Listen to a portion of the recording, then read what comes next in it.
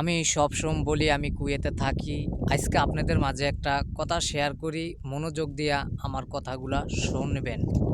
কিছুদিন আগে আমি একটা ভিডিও বানাইছিলাম আমার মারে নিয়া। আমি যে প্রবাসে থাকি, টাকা ইনকাম করি, আমার ভাইয়ের কাছে কখনো টাকা পাঠাই নাই। আমার মায়ে বলছে আমার বাপের কাছে টাকা পাঠান লাগবো না, আমার কাছে পাঠাইলেই হবে। সেই টাকা পয়সা নিয়ে একটা ভিডিও করছিলাম। ওই ভিডিও করার পরে আমার মায়ে ওই ভিডিওটা দেখছে। দেখার পরে আমার সাথে যোগাযোগ করা বন্ধ করে দিছে। আমি সবসময় বলি আমি প্রবাসে থাকি। আসলে আমার ভিডিওটা সম্পূর্ণ দেখবেন, দেখলে বুঝতে পারবেন আসলে প্রবাসীগো কষ্টটা। না দেখলে বুঝতে পারবেন না। এই প্রবাসে যারা থাকে দেখেন, আমি এই মরুভূমির ভিতরে থাকি, সবসময় শেয়ার করি। এই মরুভূমির ভিতরে কি পরিমাণ পরিশ্রম কষ্ট যে প্রবাসে থাকে সেই বুঝে। আর সেই প্রবাসীগো টাকা দিয়ে যদি কিছু করে, অবশ্যই যে প্রবাসে থাকে তার জন্য যদি কিছু না করে খুব মনে কষ্ট লাগে। আসলে ওই কষ্টটায় আমিই থাকি।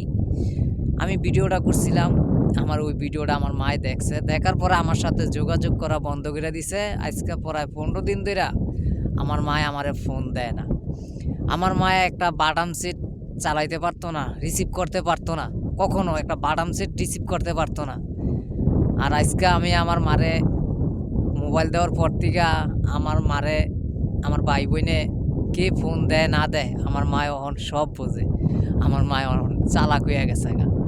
তো এখন আমি ফোন দিলে আমার ফোনটা যদি দেখে আমি ফোন দিছি, কখনো ফোনটা রিসিভ করে না। আসলে এই জিনিসটাই প্রবাসীকে খুব কষ্ট। যে সঙ্গে প্রবাসীরে টাকা দিতে পারে ফ্যামিলি, ওই টাইমই ভালো থাকে। যে সঙ্গে না দিতে পারে তখনই ভালো থাকে না। কী করার এ ভাই, কিছু করার নাই। তো অবশ্যই কষ্ট দুঃখ মিলে এই দিন দুনিয়া করতে হয়। কি করা, কিছু করার নাই। আর বর্তমানে কি বলবো, যারা প্রবাসে থাকে তারা সবসময় কষ্টই করে দিতে পারবে। আমার মতন কেউ এরকম ভুল করবেন না কখনো। আপনি যদি 10 টাকা কামান, কোনো তো দেনা নাই আমার। আপনাকে দেনা আছে কি না জানি না। যারা নতুন অবস্থায় আসবেন অবশ্যই একটা অ্যাকাউন্ট করে আসবেন। আগে দেনাগুলা দিবেন। দেনাগুলা দেওয়ার পরে আপনি যা কামাইবেন কিছু আপনি রাখবেন, কিছু ফ্যামিলিতে দিবেন। সব যদি আপনি দিয়ে দেন আমার মতন হইচকে যাইবেন। ওই বিপদে এখন বর্তমানে আমি আছি। তাই কি করা, কিছু করার নাই। আগে দিছি, অনও দিতাছি, তারপর দেখি বাবা মার মন পাই কি না।